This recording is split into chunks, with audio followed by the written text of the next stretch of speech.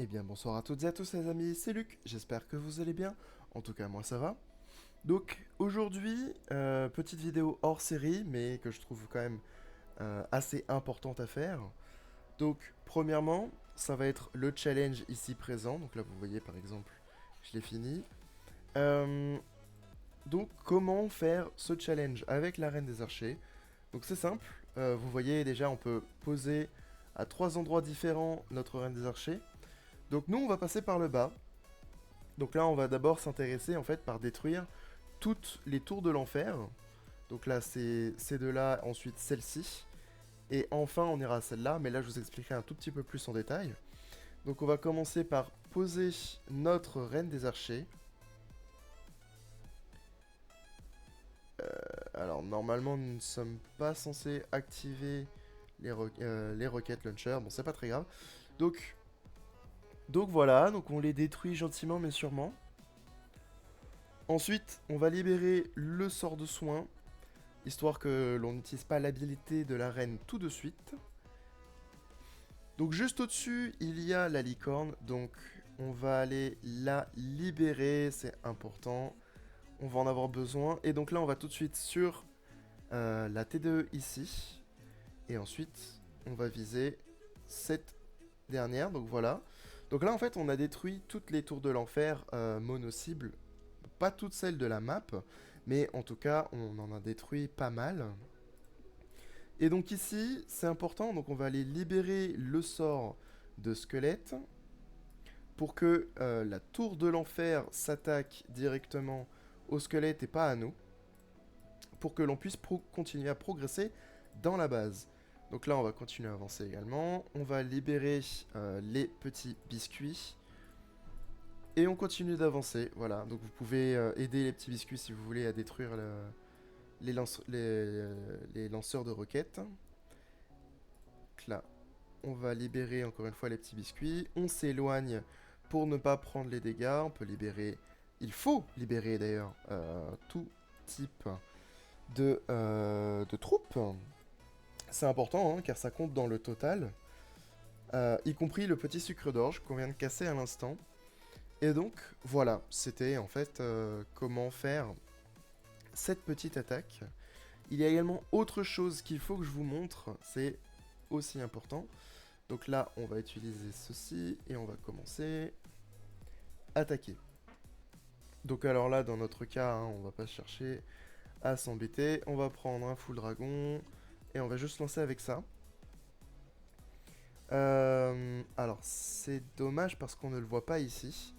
Mais vous voyez ici, donc on a plusieurs types de nouveaux héros dans nos camps militaires. Nouveaux héros, de nouvelles troupes, pardon. Donc ici, on a le... Alors, je veux pas vous mentir sur le nom, mais je sais que c'est le... C'est le roi fantôme, peut-être. Franchement, je saurais pas vous dire exactement. Mais surtout, ce qu'il faut que je vous explique, c'est que regardez. Ici, la piñata, elle est colorée, elle a l'air gentille. Alors que là, la piñata ici, a l'air sombre et plutôt méchante. Et bien tout simplement parce que ces deux-là vont vous aider dans vos attaques. Donc c'est-à-dire que lorsque vous allez commencer à attaquer par exemple par le haut, avec vos troupes, vous allez détruire ces deux camps militaires.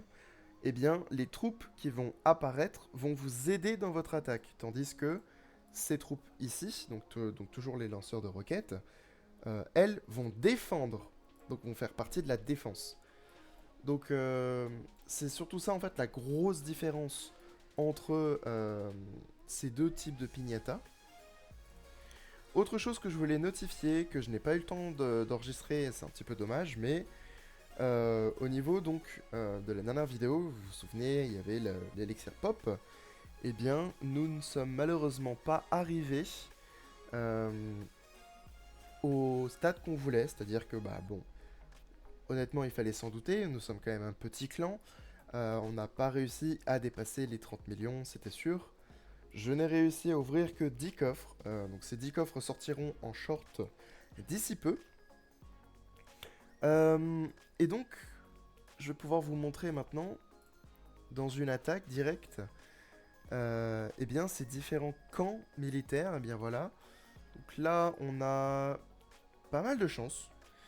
Donc là, ici, vous voyez, c'est les sortes de biscuits qui nous ont aidés lors de l'autre... lors du challenge. Et donc là, vous voyez, il y a un petit biscuit. Là, nous allons quand même un minimum faire l'attaque. Alors, 1, 2, 3, 4.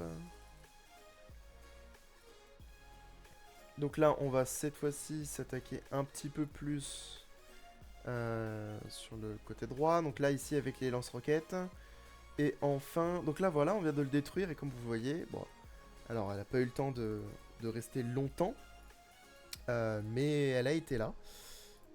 Là, elle est apparue, en fait, l'espace de quelques secondes.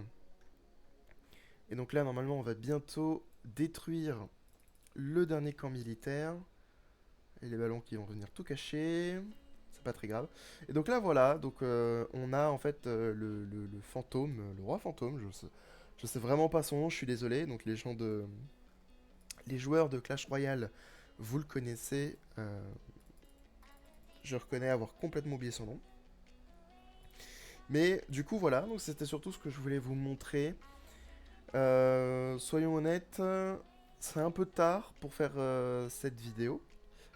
J'ai pas eu le temps de m'en occuper plus tôt, donc je m'en excuse. Mais voilà quand même le petit tuto pour faire et la salade de phalange, mais y compris à quoi servent tous ces camps militaires. Parce qu'ils sont pas que jolis, mais ils sont aussi pratiques. Voilà. Donc celui-là est pratique pour le défenseur et cela pour l'attaquant. Donc c'est plus ou moins tout ce que j'avais à dire pour cette vidéo. Donc si cette dernière vous a plu, n'hésitez pas à laisser un like, à vous abonner. Ça aide grandement la chaîne, vous pouvez toujours vous désabonner ultérieurement si vous changez d'avis.